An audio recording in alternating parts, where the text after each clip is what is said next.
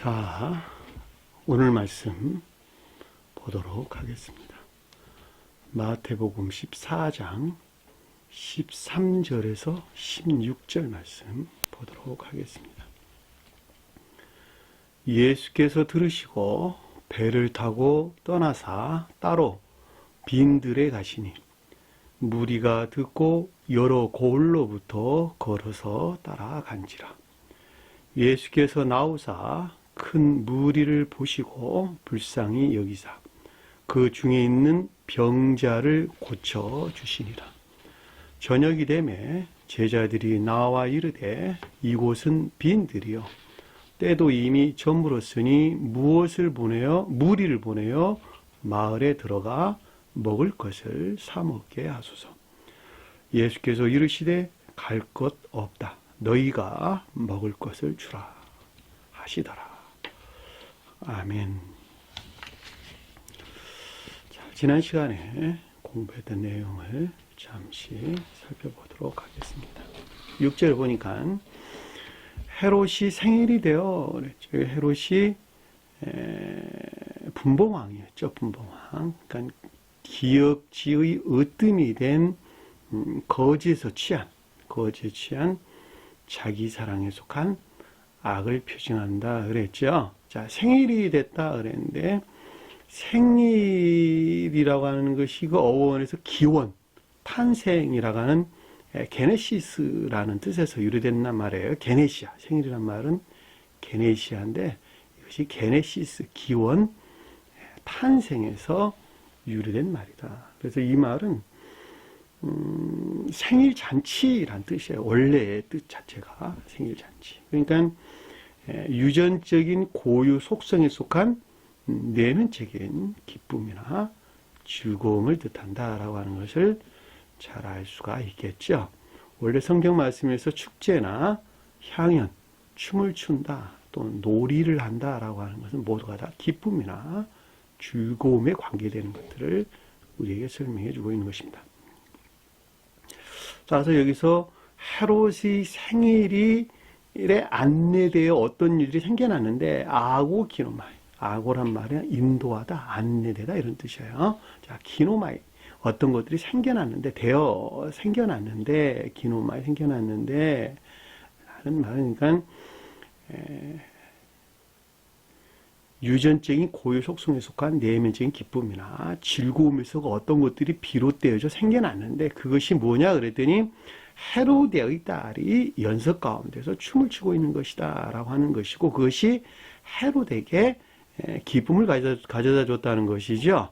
헤로디아는 헤롯이 목적 안에 있는 것이라면 헤로디아는 결과 안에 있는 것으로 그 가운데 있는 거짓에 속한 애욕 안에 있는 것. 그렇죠. 그 가운데 있는 악한 거짓에 속한 애욕 안에 있는 것. 그렇죠. 이것이 헤로디아 딸이 표징하는 것입니다. 그렇죠. 딸이라고 하는 것은 성경 말씀에서 모두가 다 애정 안에 있는 교회를 표징하죠. 진리에 속한 애정 안에 있는 교회를 표징하는데 여기서는 지금 거짓에 속한 애욕 안에 있는 교회를 표징한다. 겉사람 표징한다라고 하는 것을 잘 볼 수가 있겠죠. 성경에서 딸들이 많이 언급되고 있는데 이 말들은 모두가 다 애정한, 진리에 속한 애정 안에 있는 교회를 표징하는 것입니다. 시온의 딸은 천적 진리에 속한 애정 안에 있는 교회를, 예루살렘의 딸은 영적인 교회에 속한 진리에 속한 애정 안에 있는 교회를. 그렇죠. 또 기타 이외에 가나안 딸이니 에돔 딸이니 무슨 여러 가지 낱말들이 여러 가지 딸들이 많이 나오는데 거기에는 표징하는 진리나 또는 거짓에 속한 애욕 가운데 있는 교회를 표징한다라고 하는 것을 잘 볼 수가 있겠죠. 헤로다 딸이 춤을 춘다라고 하는 것은 여기서 헤로디아가 표징하는 악행 가운데 있는 거짓에 속한 애욕 안에 있는 교회로 그 가운데 있는 내면적인 기쁨이나 즐거움을 표징한다라고 하는 것을 잘 볼 수 있고 이것이 헤롯을 기쁘게 했다라고 하는 것은 기역지의 으뜸이 된 거짓에서 취한 자기 사랑에 속한 악한 것들 안에 악한 것들에 흡족했다라는 말로 우리가 이해해 볼 수가 있겠죠. 기쁘다라는 말은 아레스코라는 단어예요. 적합하다, 어울리다 이런 뜻입니다. 기역지의 거짓된 거짓에 속한 기역지 으뜸이 된 거짓이 무엇일까요? 기역지의 으뜸이 된 거짓이다. 자, 선천적으로 터득된 자기 사랑에 속한 악이 아니고 헤롯이라고 하는 것은 후천적으로 터득된, 그렇죠. 후천적으로 터득된 거짓된 지식들, 그렇죠. 기역지의 거짓들. 거기에서 비롯된 자기 사랑에 속한 악을 가리켜서 여기서 헤롯이 표징하는 거예요. 사람은 출생에서부터 아는 지식이 전무하죠. 그러니까 전혀 지식이 없이 태어난단 말이죠. 그리고 생애 동안, 출생에서 살아오는 동안 터득된 여러 가지 지식들 안에 있는 것들을 네 자기 사랑에 속한 악에서 취한단 말이죠. 거기에서 악행들을 저지르는데 그것이 헤로디아라는 말의 뜻이란 말이죠. 그 가운데 있는 거짓에 속한 애욕 안에 있는 기쁨이나 즐거움이 여기서 헤로디아 딸이 우리에게 설명해 주는 것을 잘 볼 수 있고, 그것이 헤롯을 기쁘게 했다라고 하는 여기서 헤롯이 표징하는 것들에 흡족하겠다라고 하는 것을 잘 볼 수가 있겠죠. 자, 7절 보니까 거기서 맹세로 그에게 무엇이든지 달라는 대로 주겠다고 약속하다는 거죠. 자, 맹세했다라는 말은 성경에서 진리 안에 있는 자들에 대한 설명입니다. 다시 말하면 진리에서 비롯된 선 안에 있는 자들은 주님의 맹세 안에 있는 것이고,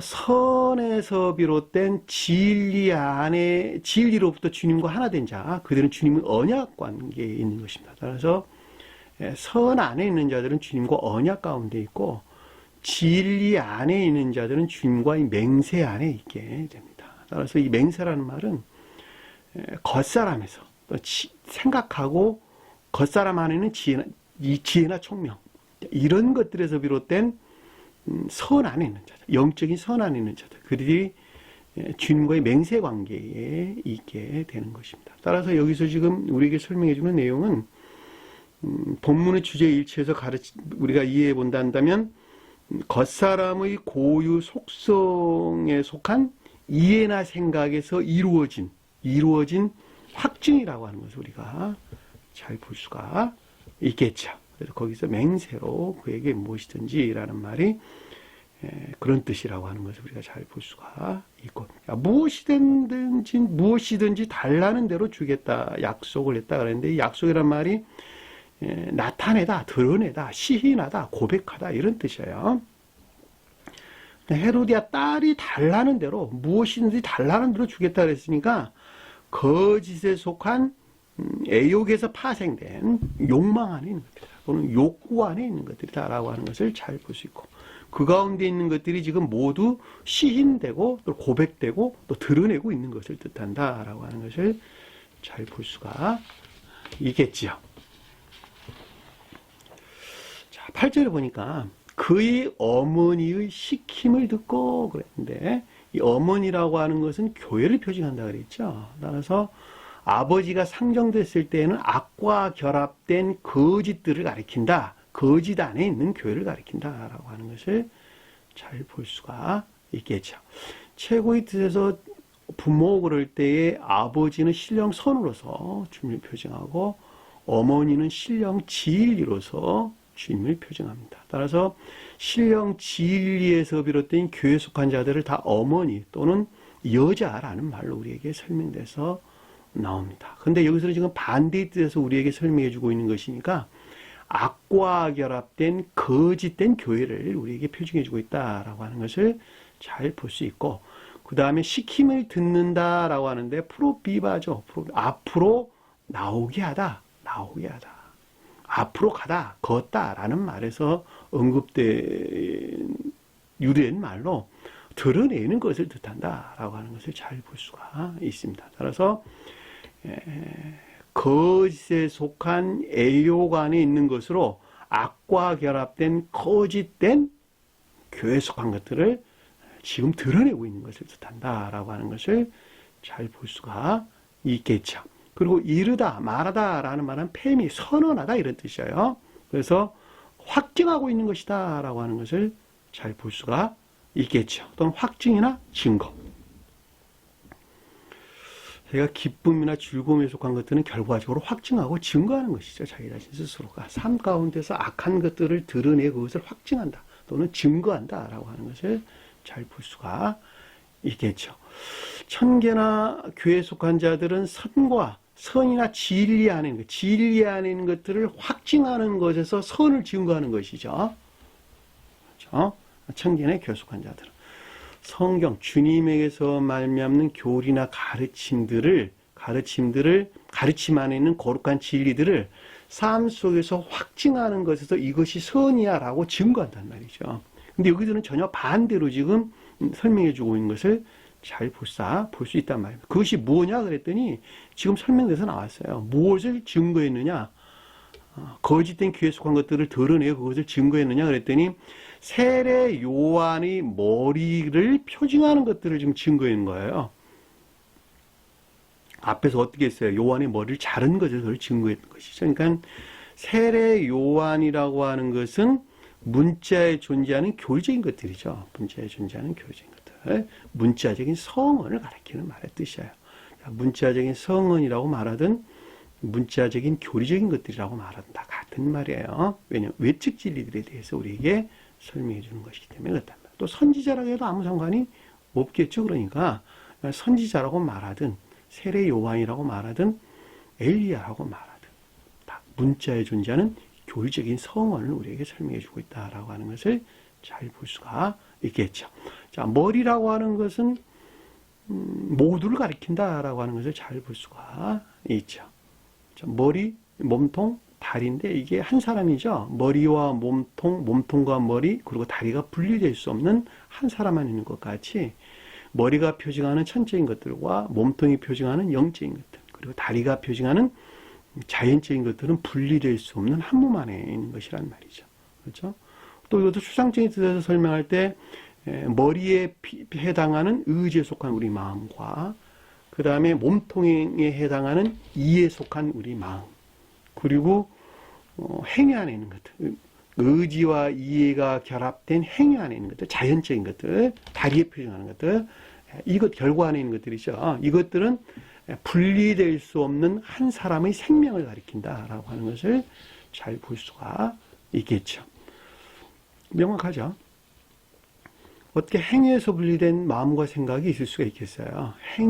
마음과 생각, 그리고 행위 안에 있는 것들은 분리될 수 없는 것이고, 또 마음은 선을 수용 그릇이죠.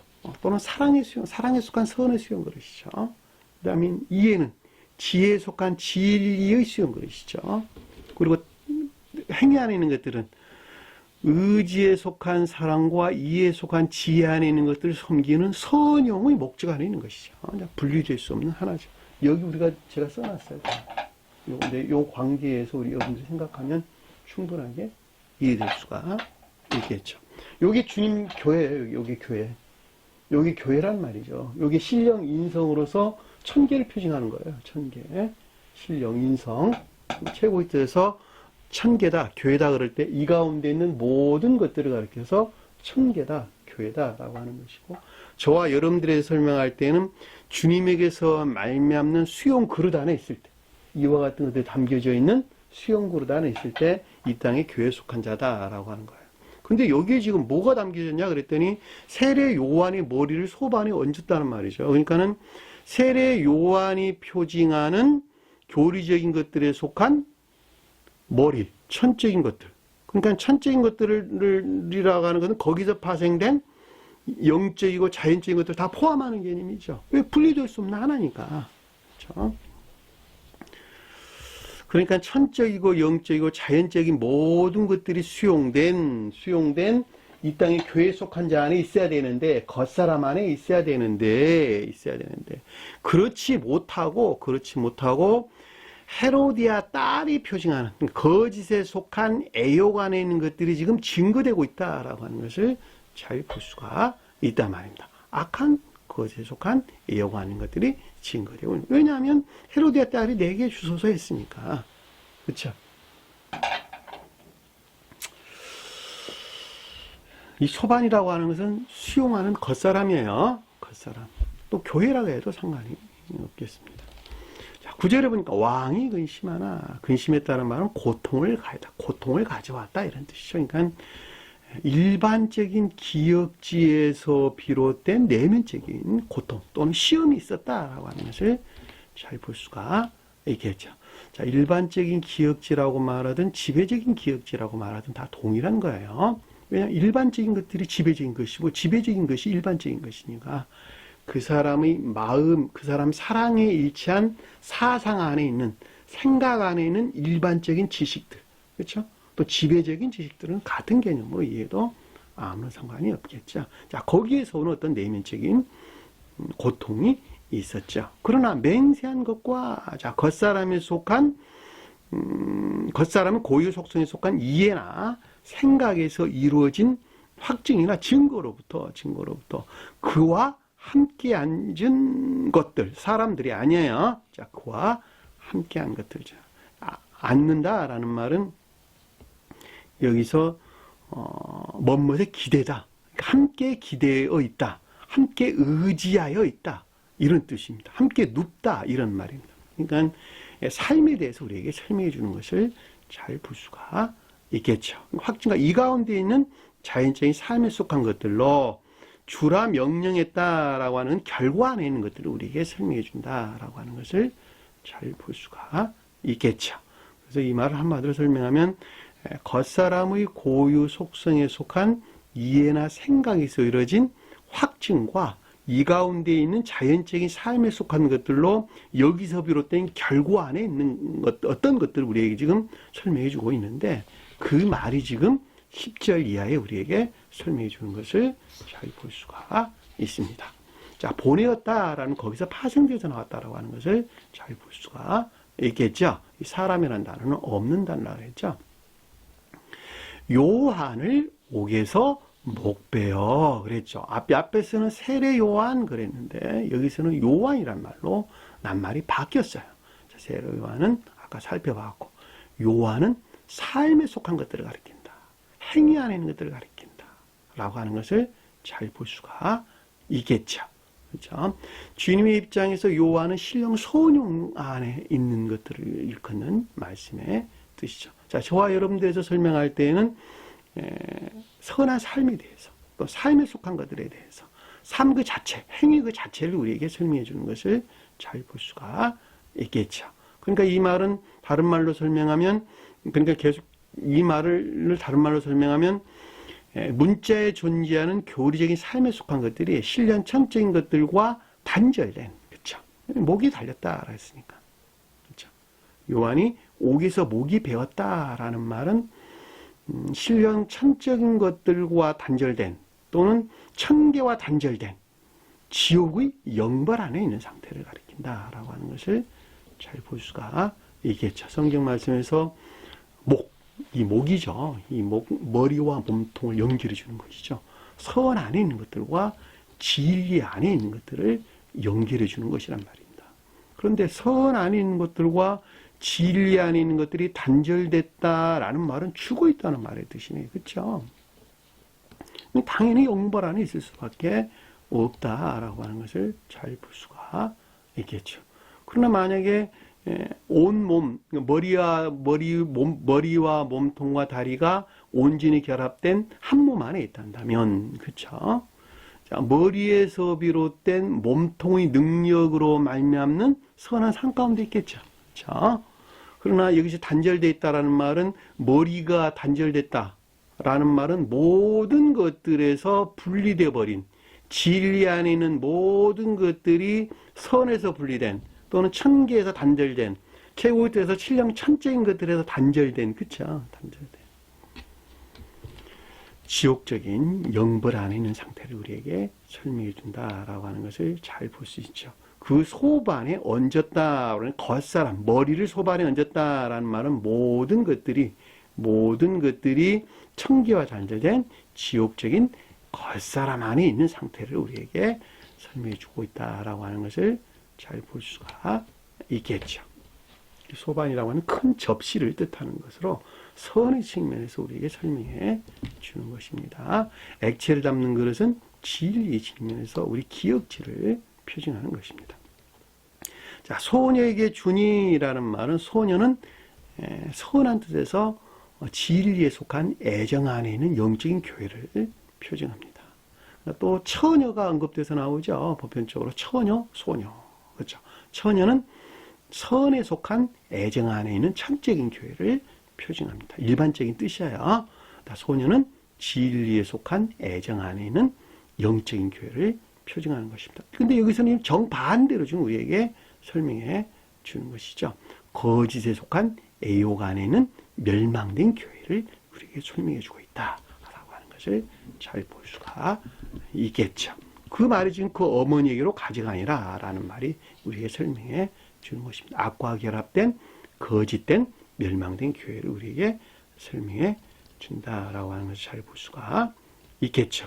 여기까지 해서 지금 문장이 끝났어요. 그렇죠? 자, 요 위에 지금 우리가 공부했던 이 내용에 대해서 그의 제자들이 세례 요한의 제자들이 그렇죠. 문자에 존재하는 교리적인 성언에 속한 영적인 것들이죠. 그렇죠. 제자들이 가장 높은 수에서 제자들은 주님의 자연적인 사람 안에 있는 거룩한 영적인 것들을 표징하는 것이고, 저와 여러분들에 대해서 서술할 때에는 영적인 진리 안에 있는, 또 영적인 진리에 속한 믿음 안에 있는 자들, 성언으로서 주님에게서 말미암는 영적인 진리에 속한 믿음 안에 있는 자들이 여기서 제자들이 표징하는 거예요.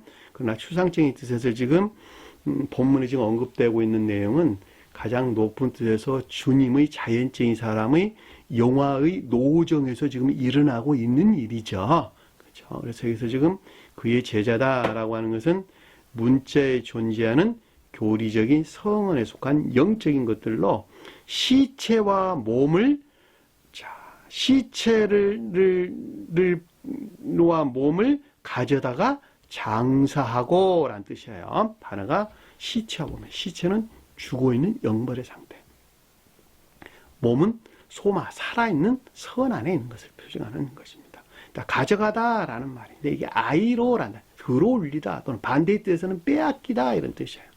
그러니까 시체라는 측면에서 언급될 때에는 선과 교회에 속한 모든 것들이 빼앗긴 영벌 안에 있는 상태를 가리킨다라고 하는 것을 잘 볼 수 있고, 반대로 선한 뜻에서 언급할 때에는 시체가 표징하는 것들에서 분리되는 몸이 표징하는 것들을 향해 들어 올리는 것을 가리킨다라고 하는 것을 잘 볼 수가 있겠죠. 그렇죠? 자, 장사한다라고 하는 것은 뭐예요? 장사. 매장한다. 저 세상에서 부활을 표징하는 것이네. 그렇죠? 이 세상의 죽음은 저 세상에서 새로운 삶의 시작을 가리키는 말의 뜻이죠. 그렇죠? 가장 높은 세서 언급할 때는 중생을 표징하기도 합니다. 그렇죠? 개별적으로 언급할 때는 중생을, 왜냐하면 고유 속성에서 죽고 새로운 고유 속성에 속한 것들에서 매장되고 새로운 삶으로 시작하는 중생을 표징하는 거예요. 일반적으로 언급할 때는 여기서 매장한다라고 하는 이 세상의 마지막으로부터 저 세상에서의 새로운 삶을 우리에게 표징해 주는 것이죠. 따라서 추상적인 뜻에서 언급할 때 이 장사한다, 매장한다라고 하는 것은 새로운 시작을 우리에게 가르쳐 준다라고 하는 것을 잘 볼 수가 있습니다. 그래서 이 말은 종전의 영벌의 상태에서 분리되는 새로운 시작을 가리킨다라고 하는 것을 잘 볼 수가 있겠죠. 예수께 아레니, 아레다는 말이 아판겔로라는 뜻이에요. 아판겔로. 다시 말하면 이 말은 기억지로부터 적용이 있는 것을 뜻하는 말의 뜻입니다. 자, 기억지로부터 적용한다는 말이 아판겔로라는 단어로 설명되고, 그렇지 않냐고 선에서 비롯된 것으로 교리적인 것들 안에서 진리가 적용되는 것을 설명할 때에는 케르소라는 단어를 사용한다. 제가 지난 시간에 설명을 했죠. 예수께서 아래는 이제 신령 존재에 속한 신령 선에서 비롯된 것들이 기역지에서 비롯된 어떤 적용이 있는 것을 가리킨다라고 하는 것을 잘 볼 수가 있겠죠. 그 적용에서 어떤 이적들, 기적들이 일어나는데 그것이 지금 이제 우리가 이 시간에 공부할, 이 시간과 다음 시간에 공부할 내용의 뜻입니다. 여기까지가 우리가 지난 시간에 공부했던 내용입니다.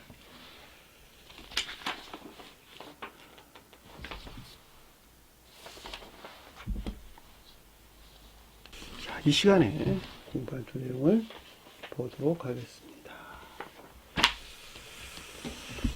13절을 보니까 예수께서 들으시고 거기서 배를 타고 따로 빈들로 떠나가시니. 자, 문장이 약간 바뀌었죠.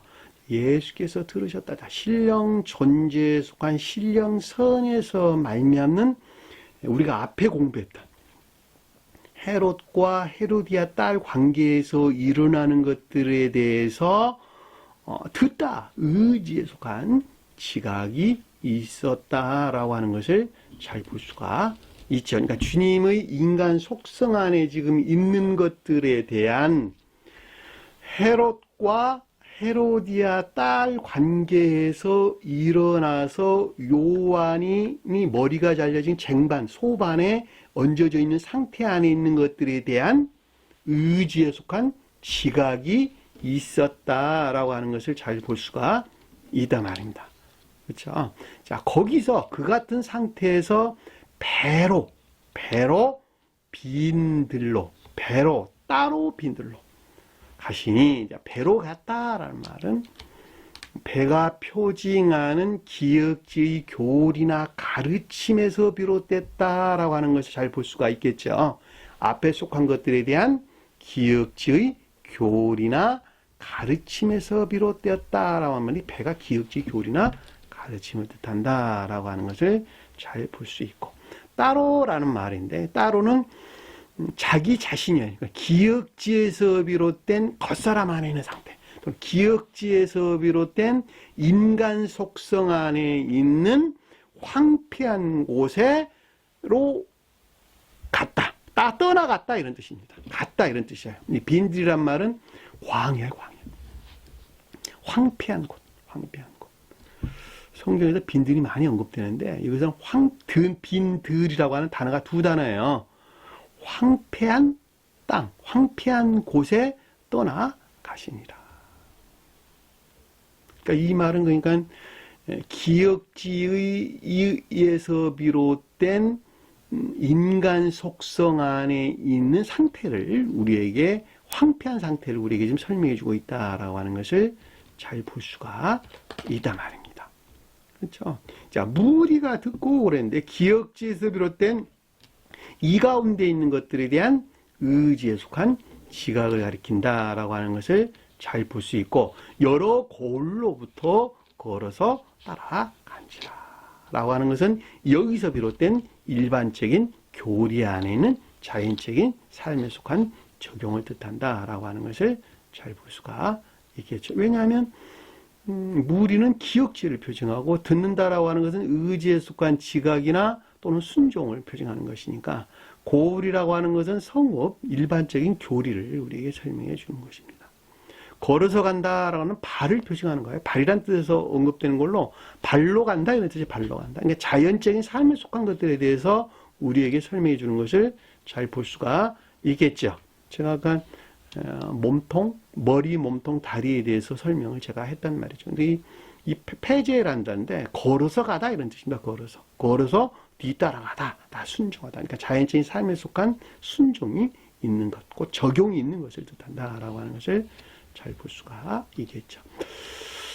여기서 빈들이 광야를 가리키고 황폐한 곳을 가리킨다라고 하는 것은 우리가 복음서 아주 많은 곳에서 우리에게 설명해 주는 것으로, 영적인 소스에서는 멸망된 교회를 우리에게 설명해 주는 것입니다. 다시 말하면 선과 진리가 황폐한, 전혀 없는, 멸절된, 멸망된 교회를 우리에게 설명해 주는 것입니다. 복음서 여러 곳에서 우리에게 설명돼서 나오는데 그 예문들을 제가 조금 여러분들에게 찾아놨어요. 찾아서 읽어드릴게요. 자, 마태복음 1장 3장 1절에서 3절 보면 그때에 세례 요한이 이르러 유대 광야에서 전파하여 말하되, 이 광야란 말이 그래서 에레메스라는 단어를 우리에게 설명해 주는 것입니다. 회개하라 하니까 반드시 황폐된 교회로부터 돌아서야 된다는 것이죠. 황폐된 교회가 뭐였죠? 앞에서 헤롯과 헤로디아 딸이 춤을 추고 있는 상태.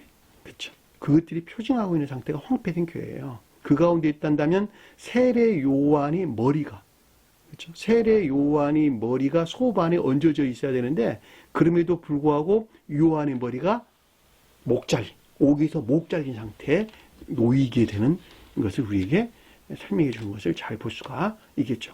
거기서 돌아서야 된다는 거예요. 회개하라. 천국이 가까웠느니라. 마태복음 4장 1절에 그때 예수께서 성령에 이끌려 마귀에게 시험을 받으러 광야로 가자. 광야라나 똑같은 단어 뜻입니다. 이 말은 마가복음 1장 12절에도 언급돼서 나오고 누가복음 4장 1절에서도 우리에게 언급돼서 나오는 것을 잘 볼 수가 있습니다. 자, 마태복음 11장 7절에 보면 그들이 떠나면 예수께서 무리에게 요한에 대하여 말하되 너희가 무엇을 보려고 광야에 나가더냐. 요한은 삶에 속한 것들, 광야는 황폐된 교회. 그렇죠? 헤롯과 헤로디아 딸이 표징하는 상태에 있는 것들, 그게 황폐된 교회를 우리에게 설명해 주는 것이죠. 마태복음 23장 38절에 보라 너희 집이 황폐하여 버려진 바 되니, 이 황폐란 말이 광야, 너희 집이 광야되어 버려진 바 되리라. 너희 마음이, 너희 의지, 너희 마음이 어떻게 했다고요? 황폐됐다. 헤롯과 헤로디아 딸이 표징하는 상태에 있단다. 그것들에 동안 기쁨이나 헤로디아에서 나오는 기쁨이나 즐거움에 속한 헤로디아 딸 안에 있단다. 그것이 속한 애용 안에 있는 우리 마음의 상태를 가리켜서 여기 지금 너희 집이 황폐하여 버린 바 되었다. 이때는 더 이상 선과 진리들이 완전히 멸절된, 그렇죠? 세례 요한의 머리가 수용된 겉사람 안에 있어야 될 것인데 그럼에도 불구하고 그렇지 못하는 요한의 머리가 옥에서 잘린, 요한의 목이 옥에서, 감옥에서 잘린 상태가 된다라고 하는 것을 잘 볼 수가 있겠죠. 마가복음 1장 3, 4절 보니까 광야에 외치는 자리가 소리가 있어 이르되 너희는 주의 길을 준비하라. 이 광야라는 말도 여기서 지금 빈들하고 똑같은 단어 뜻이에요. 오실 길을 곧게 하라 기록된 것과 세례 요한이 광야에 이르되 죄사함 받게 하는 회개의 세례를 전파하니. 이 전파란 말이 케르소라는 단어예요. 아까 제가 설명을 드렸죠. 회개를 통해서 세례는 중생을 표징하는 거예요. 그러니까 중생이라고 하는 선에서부터 진리들을 적용이 있어야 된다고 하는 것이죠. 마가복음 1장 30절 새벽 아직도 밝기 전에 예수께서 일어나 한적한 곳으로 가사. 이 한적한 곳이란 말이 광야로 가사 이런 뜻이죠. 광야로 가사. 거기서 기도하십니다. 신령 중재, 신령 천적인 존재와 신령 중재가 있었다라고 하는 것을 잘 볼 수가 있겠죠. 자, 누가복음 1장 80절에 보면 아이가 자라매 심령이 강하여 이스라엘에게 나타나는 날까지 광야에 있으리라. 이 아이는 순진무구한 주님 자신을 표현하는 것이죠. 신령 진리하는 궁극적인 순진무구한 진리하는 주님 자신을 가리키는 말의 뜻입니다. 이스라엘에 나타날까지 광야에 있었다는 말은 복합체의 거룩한 진리 안에는 영적인 교회에 속한 것들이 자연적인 것들에서 확증된 신령 선용 안에 있기까지, 다시 말하면 신성과 합일되기 이전까지 어떻게 됐다는 거야? 황폐, 광야에서 시험을 받는 상태에 있었느니라. 빈들에 있었느니라. 우리가 앞에 살펴봤죠. 광야 시험이 무슨 뜻인가? 누가복음 3장 2, 4절에 보면 안나스와 가야바가 제사장으로 있을 때 하나님 말씀이 빈들에서 광야에서 사가랴의 아들 요한에게 임한지라. 황폐된 교회 안에, 나라는 사람이 황폐된 교회 안에 있었는데 그곳에 주님 말씀이 지금 이런 거예요. 자,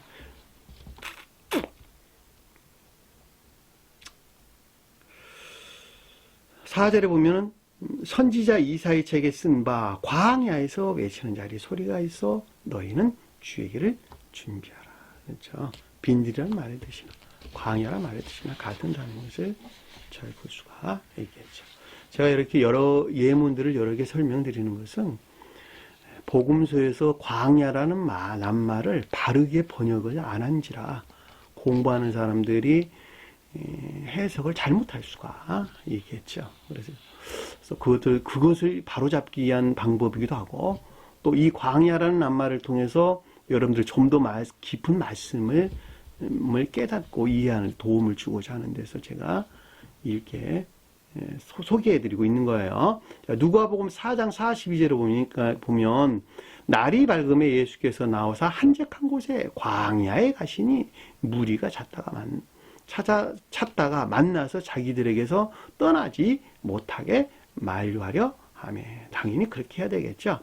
자, 누가복음 5장 15, 16절에 보면 예수의 소문이 더욱 퍼지며 수많은 무리가 말씀을 듣고 자기 병도 고침을 받고자 하여 모여오되 예수는 물러가사 광야에서 기도하시니라. 한적한 것이 아니고 광야에서 기도하신다 뜻이에요. 자, 누가복음 8장 29절에 보니까 이는 예수께서 이미 더러운 귀신을 명하사 그 사람에게 나오라 하셨습니다. 귀신이 가끔 그 사람을 붙잡음으로 그를 쇠사슬과 고랑에 매어 지켰으되 그 맺은 것을 끊고 귀신에게 몰려 어디로 나갔다고요? 광야에 나갔다. 당연히 그렇게 될 수밖에 없겠죠. 왜냐하면 귀신이 이 세상적인 자기 사랑에 속한 악과 기쁨 안에 있는 것들을 표징하는 것이니까. 자, 그 가운데 있지 말라고 쇠사슬이나 고리로 메었는데 진리로 속박을 했는데 그것들을 끊어버렸다 한다면 당연히 광야에 있겠죠. 멸망의 교회 상태에 있겠죠. 35절 보면 누가복음 13장 35절 보라 너희 집이 황폐하여 버림받으리라. 그렇죠. 황폐하란 말이 너희 집이 광야가 되어 버림받으리라. 멸망된 교회가 됐다. 내가 너희에게 이르노니 너희가 주의 이름으로 오시는 이를 찬송하리라 할 때까지 나를 보지 못하라. 당연히 그 가운데 있단다면 주님에 속한 것들이 무엇인지, 천계에 속한 것들이 무엇인지, 교회에 속한 것들이 무엇인지에 대한 불명명한 상태 또는 어두운 가운데 있을 수밖에 없다라고 하는 것을 잘 볼 수가 있겠죠. 누가복음 15장 4절에 너희 중에 어떤 사람이 양 100마리가 있는데 그 중에 하나를 잃으면 99마리를 광야에 두고 들에 두고 광야에 두고 그 잃은 것을 찾아내기까지 찾아다니지 아니하기는 너무 당연한 것이죠. 양을 잃었다라는 말, 선에서 분리됐다는 말의 뜻이고 선에서 분리됐다는 말은 그 가운데 있는 진리 안에 있는 모든 것들이 광야에 있다는 말의 뜻이 99마리라는 말의 뜻이란 말이죠. 당연한 이야기죠. 왜냐하면 진리는 선에서 나오는 것이니까. 그러니까 문자적인 뜻에서 이해하면 안 된다는 거예요. 99이란 말은 3의 배수로 우리에게 설명해 주는 것을 잘 볼 수가 있겠죠. 자, 1장 13절, 23절 보면 요한복음 1장 23절 볼게요. 이르되 나는 선지자 이사야 말과 같이 너희 길을 곱게 하라고 광야에서 외친 자의 소리라 하니라. 이제 광야란 말 나오죠. 요한복음 3장 14절에 보면 하늘에서 내려온 자 곧 인자 외에는 사람의 아들 외에는 하늘에 올라간 자가 없느니라. 모세가 광야에서 뱀을 든 것 같이 인자도 들려야 하느니라. 이 광야는 황폐된 교회를 표정하고 뱀은 관능적인 것들 안에는 지혜나 총명을 우리에게 설명해 주는 것이에요. 자, 사람의 아들도 들려야 하느니라. 그러니까 성언을 바르게 이해하는 모세가 뭐예요? 모세가 신령 진리죠. 신령 진리. 인자는 신령 인생에 속한 신령 진리란 말이죠. 사람의 아들은. 그러니까 그 가운데 있는 것들이 지금 황폐된 교회 안에 있는 것이니까 내가 황폐된 교회, 멸망된 교회 안에 있는 것이니까 그것들을 이해하고 깨닫는 뱀이 표징하는 지혜나 총명 안에, 관능적인 생명 안에서 이해하고 깨닫는 지혜나 총명을 여기서 지금 뱀이란 말로 우리에게 설명해 주고 있는 것입니다. 자, 요한복음 6장 31, 49절 31절 기록된 바 하늘에서 그들에게 빵을 주어 먹게 하였다 함과 같이 우리 조상들은 광야에서 만나를 먹었나이다. 49절 너희 조상들은 광야에서 만나를 먹었어도 죽었거니와. 그렇죠. 고대 교회에 속한 자들이에요. 요한복음 11장 53절 54절 이날로부터 그들의 예수를 죽이려고 모이아니라. 그러므로 예수께서 다시 유대인 가운데 드러나게 다니지 아니하고 거기서 떠나 광야 빈들 가까운 곳인, 그렇죠. 빈들이란 말은 광야 황폐된 교회, 멸망된 교회 근처에 에브라임이라는 동네에 가서 제자들과 함께 자, 선의 측면에서는 황폐된 상태에 있었으나 그럼에도 불구하고 새로운 의지에서 비롯된, 새로운 마음에서 비롯된 총명을 가리켜서 에브라임이란 영적인 총명을 가리켜서 지금 에브라임이란 말을 우리에게 설명해서 나왔습니다. 에브라임이 영적인 총명을 가리키는 말의 뜻이에요. 자, 그러니까 여기서 지금 본문에 돌아와서 예수께서 들으시고 거기서 배를 타고 그 자신이 빈들로 떠나갔다라는 말은 신령 인성의 측면에서 인간 속성 안에 지금 머물러 있는 상태를 가리킨다라고 하는 것을 잘 볼 수가 있고, 저와 여러분들의 설명할 때에는 황폐된 교회의 상태를 우리에게 설명해 주는 것을 잘 볼 수가 있겠죠. 자, 무리가 듣고 그랬는데 무리가 표징하는 기억지에서 비롯된 이 가운데 있는 것들에 대한 의지에 속한 지각이 있었다는 것이죠. 자, 여러 거울로 걸어서 따라가는지라. 자, 일반적인 교리, 자, 성업은 일반적인 교리를 표징하고 걸어간다는 건 자연적인 것들을 따라갔다라는 말은 적용을 가리킨다라고 하는 것을 잘 볼 수가 있겠죠. 자, 일반적인 교리 안에 있는 자연적인 삶에 속한 적용을 뜻한다라고 하는 것을 잘 볼 수가 있겠죠. 자, 14절에 보니까 예수께서 나오사. 자, 신령 존재에 속한 신령 선에서 지금 어떤 것들이 비롯된 것이죠. 많은 무리를 보시고, 큰 무리가 아니고 많은 무리예요.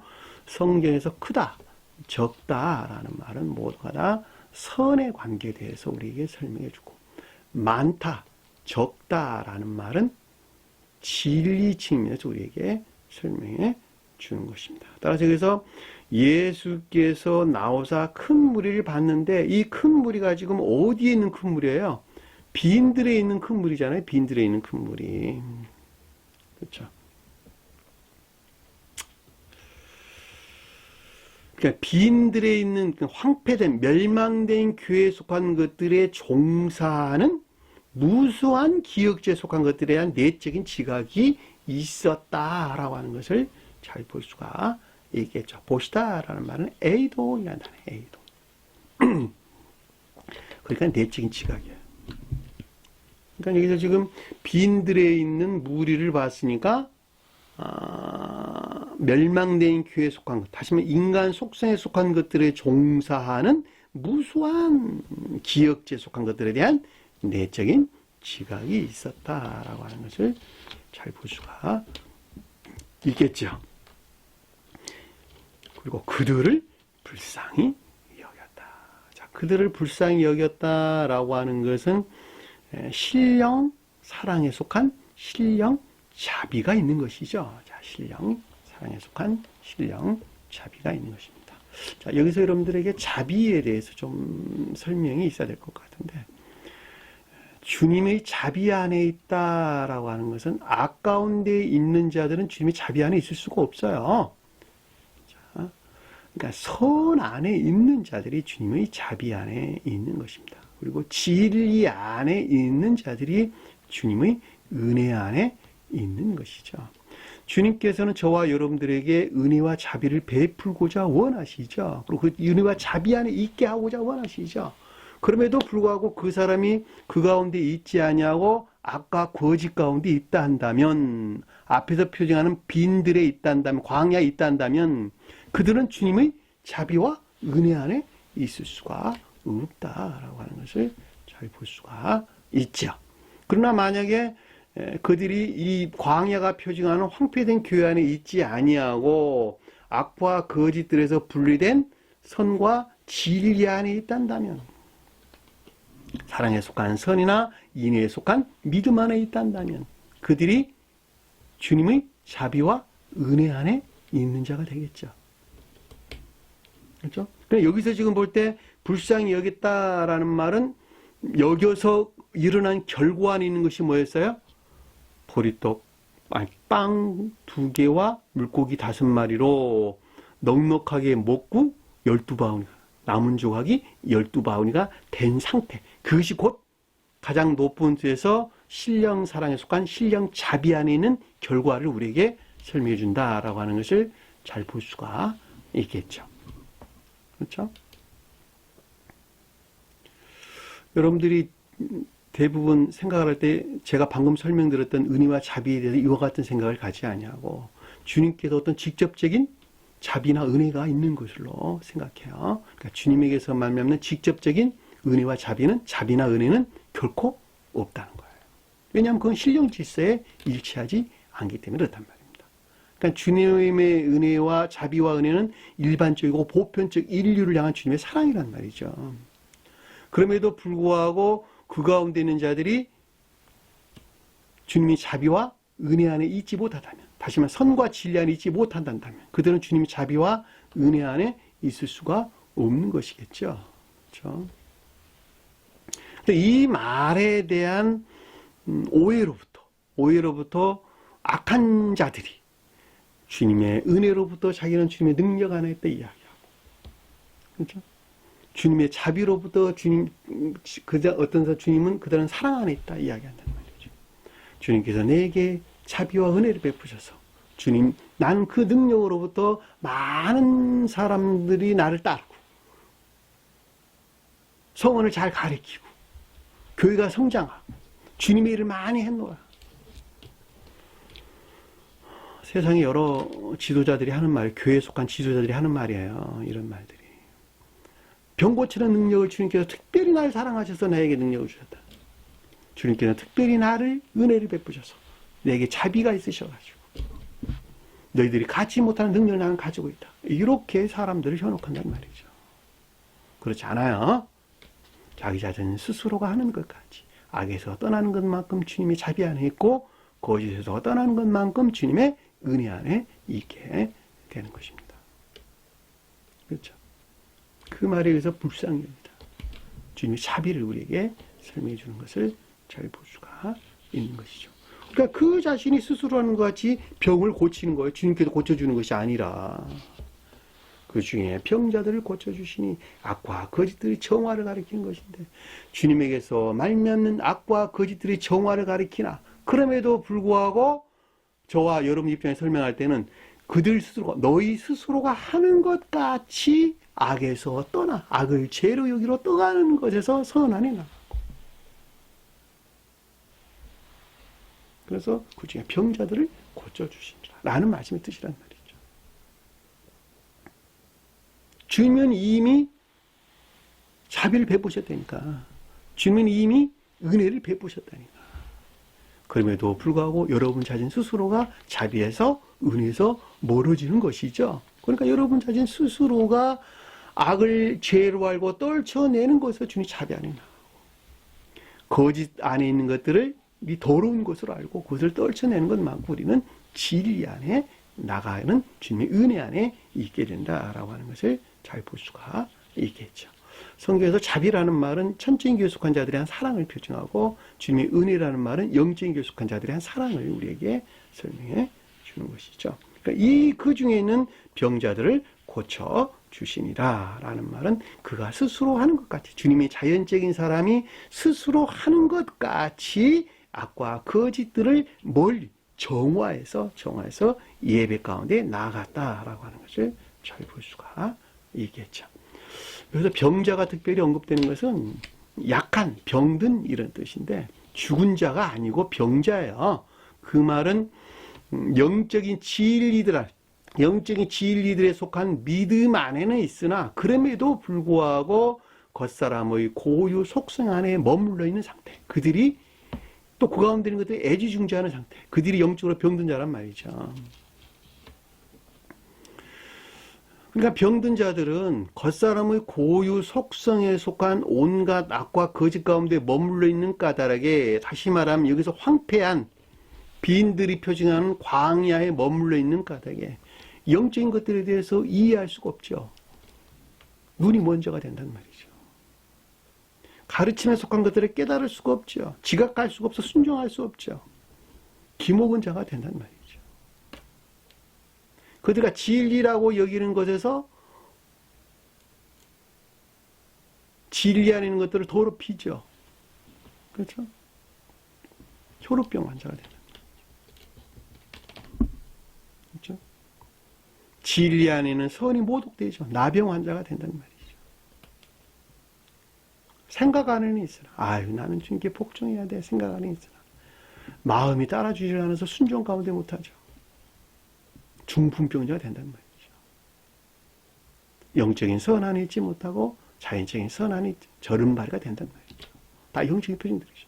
자, 그들을 치료했다라는 말은 그들 자신 스스로가 하는 것 같이 하는 것에서, 애쓰고 수고하는 것에서 악과 거짓들을 정화를 했는데, 그것이 곧 주님에게서 말미암았다라고 하는 것을 우리에게 설명해 주는 것을 잘 볼 수가 있습니다. 그러니까 이 결과가 지금 뭐였어요? 다음 시간에 우리가 공부할 빵 5개, 빵 2개와 물고기 5마리로 오병이어 역사가 우리에게 설명해 주는 내용을, 이것을 우리는 잘 볼 수가 있습니다. 자, 15절 보니까 저녁이 되매, 저녁이 됐다. 오후 늦은 시간이 되매, 이렇죠. 저녁, 오후 늦은 시간이 되매, 그 어떤 일들이 생겨났다, 이런 뜻이에요. 되매라는 말은 기노마이, 저녁이라면 옵시오스란다, 옵시오스. 자, 아침, 낮, 저녁, 오후 늦게, 저녁, 오후 늦게, 이런 뜻이죠. 아침은 새벽이 지난 아침은 종전 상태의 종말로부터 주님의 임재에 의한 새로운 시작. 그렇죠? 이게 아침이죠. 아침. 그리고 낮은 지혜나 총명 안에 있는 상태. 저녁 때는 충분한 상태. 그렇죠? 한 날이 충분한, 그 다음 날로 진행하기에 이르른 충분한 상태. 이것이 저녁 늦게라는 뜻이야. 그러니까 새로운 거 어떤 것들이 나타나기에 충분한 상태가 여기서 저녁이 되매라는 뜻이란 말이죠. 우리 창세기에서 보면 땅이 혼돈하고 공허하며 흑암이 깊음의 수면 위에서 운행하더라. 자, 멸망된 상태죠. 황폐된 상태죠. 광야에 있는 상태죠. 내 마음 상태가. 빛이 있으라 하며 빛이 있었다.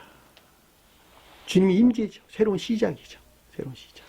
주님의 임재. 빛이 들어왔다면 주님의 임재를 가리키는 거예요. 주님이 보시기에 좋았더라. 저녁이 되고 아침이 되니 첫째 날이라. 자, 그것들이 충분한 상태에서 그 다음 상태로 둘째 날로 이어지는 것이죠. 그렇죠? 그러니까 종전의 충분한 상태에 있지 않으면 그 다음 상태로 진행하지 않는단 말이죠. 한 사람이 성장하는 건 똑같아요. 마치 누에가 여러 번의 허물을 벗고 나방이 되어 하늘을, 꼬치를 뚫고 나와서 하늘을 나르는 나방이 되는 것과 똑같단 말이죠. 허물을 벗는다는 것은 종전 상태의 충분한 상태에서 더 이상 내 몸이 견딜 수가 없으니까 껍질을 갈라내고 그 다음 상태 옷을 덧입는 것이죠. 그러니까 여기서 저녁이 됐다는 말은 종전 상태의 충분한 상태, 종전이 충분한 상태로부터 새로운 것들이 생겨나게 충분한 상태에 이르는 것을 우리에게 설명해 주고 있다라고 하는 것을 잘 볼 수가 있겠죠. 자, 그의 제자들이 자, 주님이 자연적인 사람 안에는 거룩한 영적인 것들을, 또는 저와 여러분들이 설명할 때는 거룩한 영적인 진리에 속한 믿음 안에 있는 자들 우리에게 설명해 준다라고 하는 것을 잘 볼 수가 있겠죠. 자, 그에게 나와 이르되라는 레고예요. 이르다는 말은 레고. 자, 그에게 가까이 나왔다라고 하는데 신령천적인 것들과 교류나 결합 또는 적용이 있었다라고 하는 것을 잘 잘 볼 수가 있죠. 우리가 가까이 나간다라고 하는 것은 내가 누구누구와 가까이 나간다라고 하는 것은 교류나 또는 결합, 마음에서 교류나 또는 결합 또는 어떤 것들에서 적용이 있는 것을, 결과 안에서 어떤 것들을 적용한다라고 하는 것을 잘 볼 수가 있겠죠. 그리고 이르다라고 하는 것은 교류적인 지각이나 가르침을 뜻한다라고 하는 것을 잘 볼 수가 있습니다. 자, 이곳은 빈들이니 이들은 지금 이 상태는 황폐한 곳에 있으니, 교회가 멸망된 상태에 있으니, 자, 인간 속성에 속한 것들 안에 지금 머물러 있으니, 겉사람의 고유 속성 안에 머물러 있으니, 자, 여기는 빈들이니 황폐한 곳에, 자, 같은 말이에요. 때도 이미 저물었다. 때도 이미 저물었다는 말은, 때는 날은 선의 측면에서, 때는 진리 측면에서 우리에게 설명해 주는 것이죠. 시간은 진리에 대해서 우리에게 설명해 주고, 공간은 선에 대해서 우리에게 설명해 주는 것입니다. 따라서 날은 선에 대해서 설명해 주는 것이고, 시간은 진리에 대해서 우리에게 설명해 주는 것입니다. 지금 저물었으니 이 뜻이에요. 에데, 이미 지금 이런 뜻이에요. 에데란다는데 지금이에요. 지금 저물었으니, 지금 저물었으니, 지금 통과했으니 이런 뜻이에요. 통과하다, 지나가다 이런 뜻입니다. 파레코마이, 지나갔으니, 자, 변화되기에 충분한 상태에 이르렀으니, 저물었으니, 다음날, 다음 상태로 나아가기에 충분한 상태에 이르렀으니, 드라마에 드라마, 그냥 드라마. 무엇이라 설명? 이런 문장의 뜻 안에 이런 내용들이 간직되는 것은 어떻게 설명할 거예요, 그러면? 영적인 드라마 아니면 뭐예요, 이게? 영적인 다큐멘터리 아니고 뭐냔 말이에요. 무리를 보내어, 무리를 석방하여 이런 뜻이에요. 보내다라는 말은 아폴류인데 보내다는 말이 아니에요. 석방하다, 풀어놓다 이런 뜻입니다. 석방하다, 풀어놓다. 그러니까 황폐된 교회에 속한 것들의 종사는 기역지에서 해방을 가리킨다라고 하는 것을 잘 볼 수가 있겠죠. 그렇죠. 마을에 들어가 먹을 것을 사게 하소서. 여기서 마을이라는 말은 앞에서 폴리스라는 단어를 사용했는데 여기서는 코메, 촌에 들어가 이런 뜻이야. 시골에 들어가 이런 뜻. 시골에 들어가, 촌에 들어가. 개별적인 교리를. 자, 성읍이 일반적인 교리를 표징한다 그럴 때 여기서 말하는 코메, 마을은 개별적인 교리를 가리킨다라고 하는 것을 잘 볼 수가 있겠죠. 그렇죠. 그러니까 여기서 지금 무리를 석방해가지고, 무리를 석방해서 풀어서, 그러니까는 황폐된 교회에 속한 것들의 종사는 기역지에서 해방시켜가지고, 개별적인 교리에서 적용이 있어야 되는데, 그러려면 어떤 것들이 뒤따라와야 되겠어요? 먹을 것을 사게 하소서. 음식을 사게 하소서. 먹을 것이 아니고 음식이에요, 음식. 브로마. 음식, 식물, 양식 이런 뜻입니다. 음식물이 뭔가 음식물, 성경 말씀에서 음식물. 지식들. 지혜나 총명에 속한 지식들. 마치 우리가 음식을 먹어 육체를 살찌우는 것 같이. 영적인 음식들은 지혜나 총명, 지식들이란 말이죠. 그것들로부터 선을 살찌운단 말이죠. 그러니까 그 사람이 지혜나 총명에 속한 지식 안에 있지 아니한다면 그만큼 불영명한 상태에 있는 것이기 때문에 그것으로부터는 선을 살찌울 수가 없겠죠. 그렇죠. 그러니까 성경 말씀을 바르게 이해하고 깨닫는 지혜나 총명 지식들. 교리를 바르게 이해하는 지혜나 총명 지식들. 그래야지 그 교리로부터 선을 살찌우겠죠. 주님에게서 말미암는 거룩한 선을 살찌우겠죠. 그것이 여기서 음식이란 말이죠. 근데 그것이 어디서 나와요? 지식들의 교류나 가르침에서. 지식들의 교류나 가르침으로부터 나온단 말이죠. 그러니까 이 말은 먹을 것을 산다라는 말은 지혜나 총명에 속한 지식들의 교류나 가르침으로부터 개별적인 교리 안에 있어야 된다라고 하는 것을 잘 볼 수가 있겠죠. 이때에 황폐된 교회에 속한 것들의 종사는 기역지에서 해방될 수 있단다라는 말을 지금 우리에게 설명해 주고 있는 것을 잘 볼 수가 있겠죠. 그렇죠?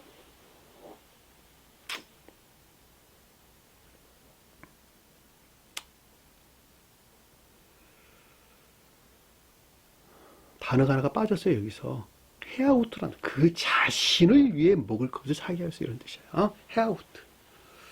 앞에서는 이디오스라는 단어를 썼죠. 기역지에서 비롯된 겉사람이 고유 속수가 낸 상태를 가리켰죠. 여기서는 이제 헤아우트라는 말은 선의 측면에서 겉사람을 우리에게 설명해 주는 것입니다. 성경에서 두 단어가 구분돼서 우리에게 설명가 나왔는데 여러분들 참고로 좀 알고 있으면 좋겠네요.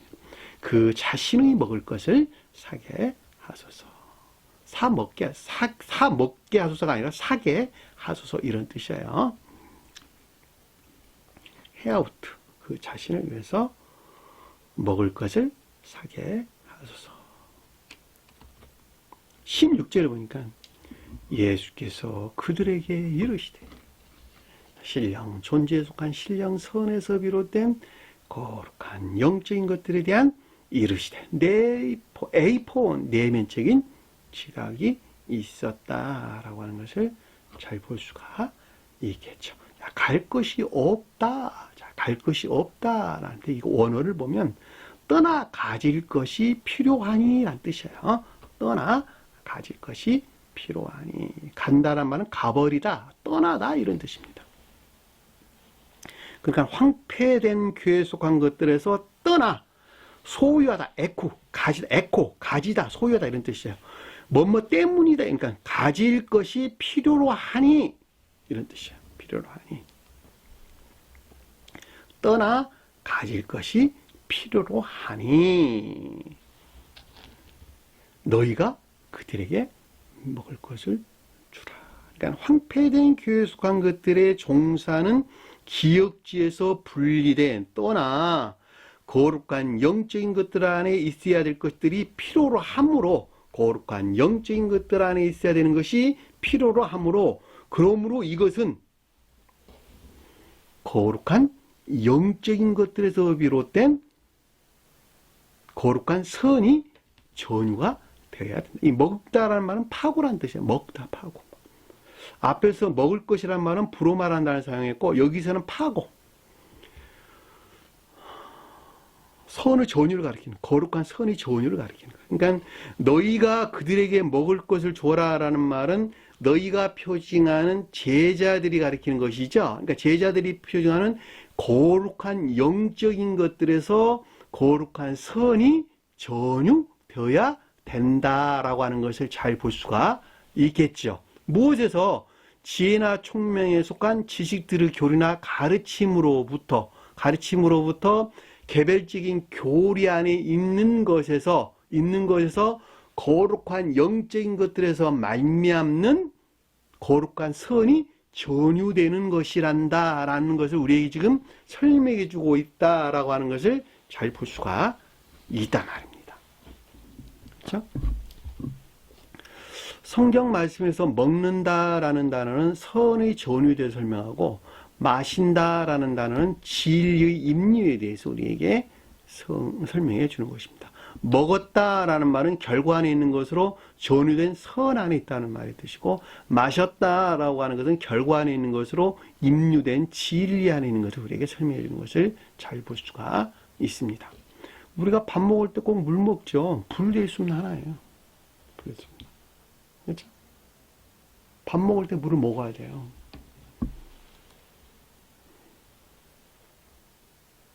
그러니까 선과 진리는 분리될 수 없는 하나라는 말이죠. 너희가 먹고 마신다. 그러니까 우리에게 바로 많이 설명해 주는 내용이 그렇단 말이에요. 선 안에 있단다면 진리 안에 있는 것이고 진리 안에 있단다면 선 안에 있게 되는 것이고 먹고 마시다.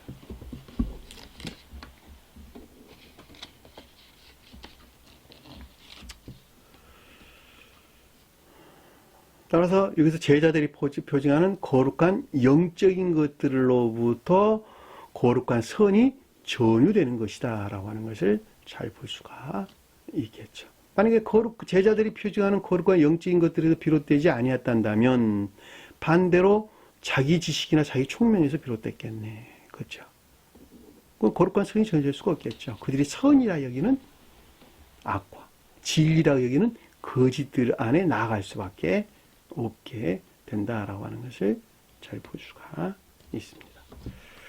자, 다음 시간에 마지막 결과 안에서 일어난 일들에 대해서 무엇을 뜻하는 것인지 공부를 하게 될 것입니다. 오늘 주신 말씀 마음속에 깊게 간직하시고 한 주간도 승리하는 저와 여러분 되기를 간절히 축원합니다. 자, 주 이름을 하는 것으로 오늘 공부를 마치도록 하겠습니다. 하늘에 계신 우리 아버지, 이름을 거룩히 여김을 받으시오며 나라의 맙시며 뜻이 하늘에 준 것 같이 땅에서도 이루어지리라. 오늘날 우리에게 일용할 양식을 주옵시고 우리가 우리에게 죄진 자의 사하인 것 같이 우리 죄를 사하여 주옵시고 우리를 시험에 들게 하지 마옵시며 다만 악에서 구하옵소서. 나라와 권세와 영광이 아버지께 영원히 싸움나이다. 아멘.